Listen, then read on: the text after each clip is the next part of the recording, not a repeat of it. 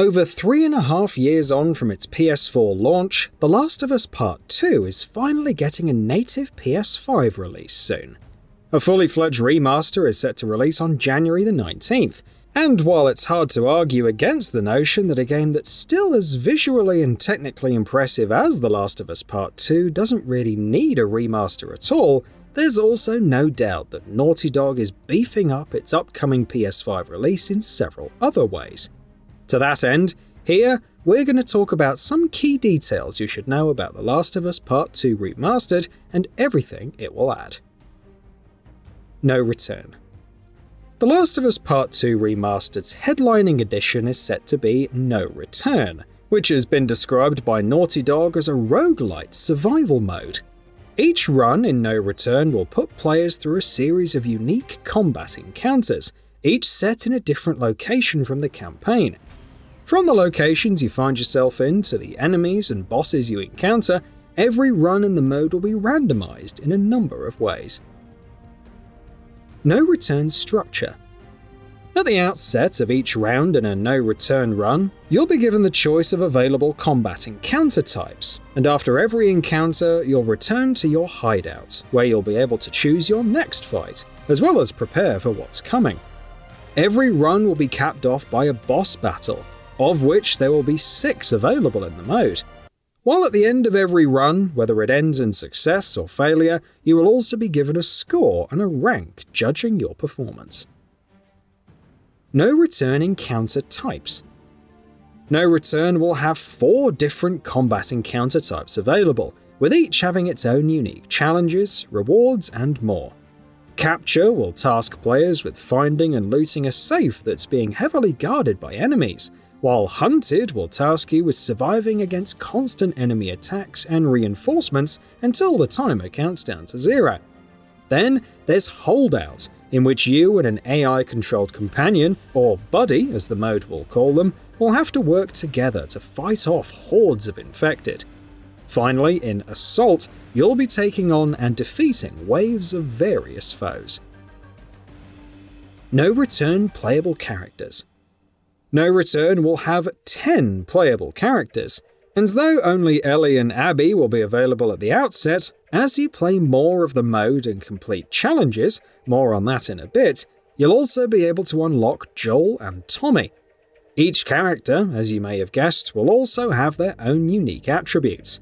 For instance, Abby will be something of a specialist in melee combat, coming equipped with a melee upgrade recipe and having the ability to heal every time she lands a melee attack, while Dino will be more focused on bombs, having access to recipes for trap and stun bombs right out of the gate, and having an unlockable skill that lets her double her yield every time she crafts bombs.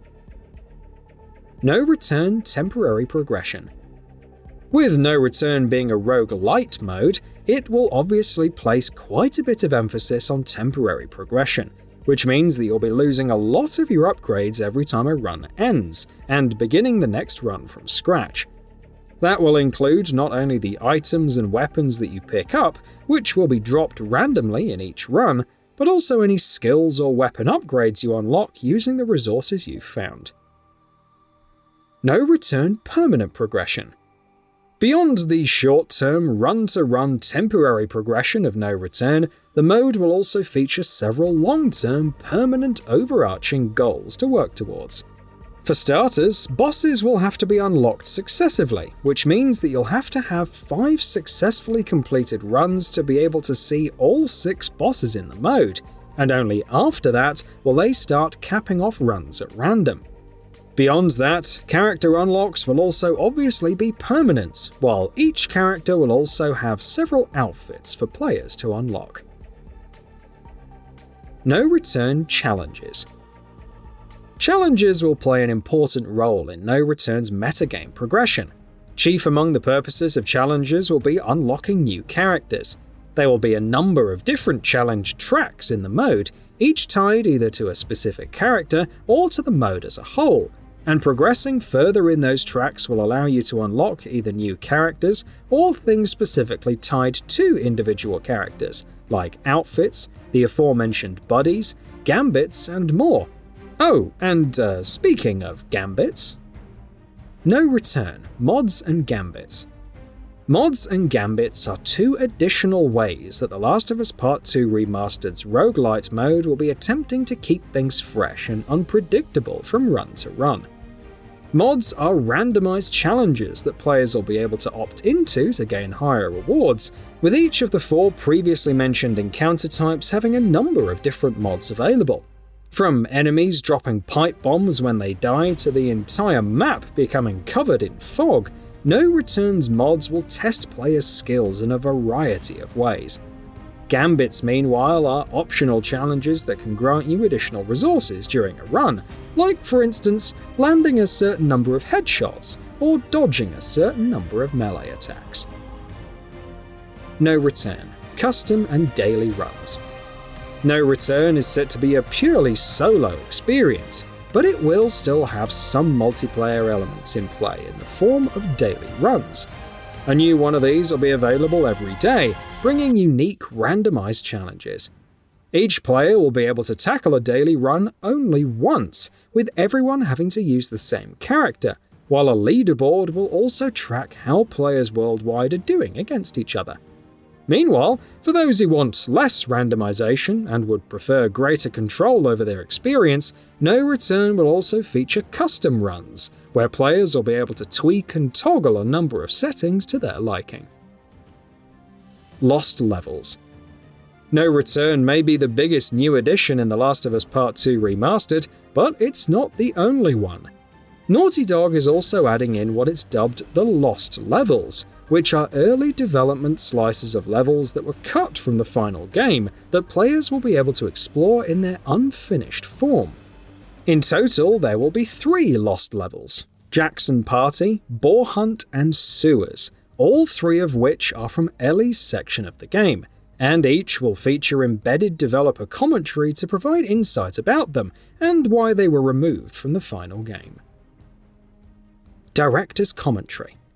For players looking for more insight into The Last of Us Part 2, Naughty Dog has also confirmed that all cutscenes in the game will include commentary from not only creative director and co-writer Neil Druckmann, but also narrative lead Hallie Cross, and actors Troy Baker, Ashley Johnson, and Laura Bailey, who played Joel, Ellie, and Abby respectively. Guitar Free Play. The Last of Us Part 2's guitar playing minigame was a big hit among fans, and continues to be something of a favourite.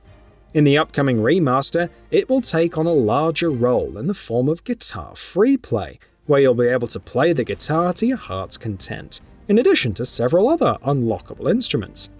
Choose the character you want to play as and the location you want to play in, and even use audio FX pedals to further modulate your performance.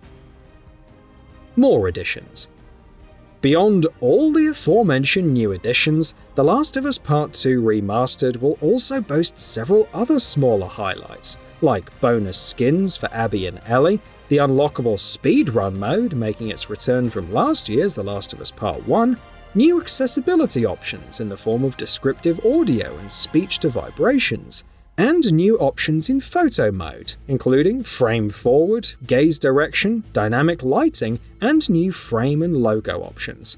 It's also been confirmed that the remaster will feature support for the DualSense's haptic feedback and adaptive triggers. Graphics modes and tech details. The Last of Us Part 2's PS4 version is still one of the best looking games around, but Naughty Dog has confirmed a new set of additional visual and tech enhancements for the remaster, with improvements being made to everything from level of detail distances and animation sampling rate to shadow quality and texture resolution. Meanwhile, the remaster will also feature 2 graphics modes, with Fidelity mode running in native 4K and Performance mode at 4K upscaled from a native 1440p resolution.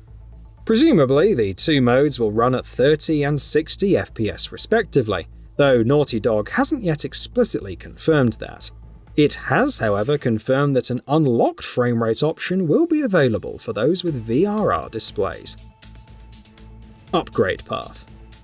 When The Last of Us Part 2 Remastered launches for PS5 on January the 19th, its standard edition will retail for $49.99. though those who already have the game on PS4 won't have to pay full price.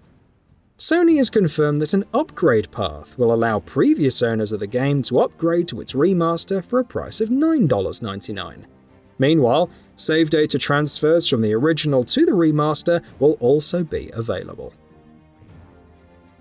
So what are your thoughts on this? Go ahead and share them in the comments below. And if you like this video, please subscribe to the channel and enable all notifications by clicking the bell icon to get new video updates. We upload every day and would really appreciate your support. Thanks for watching.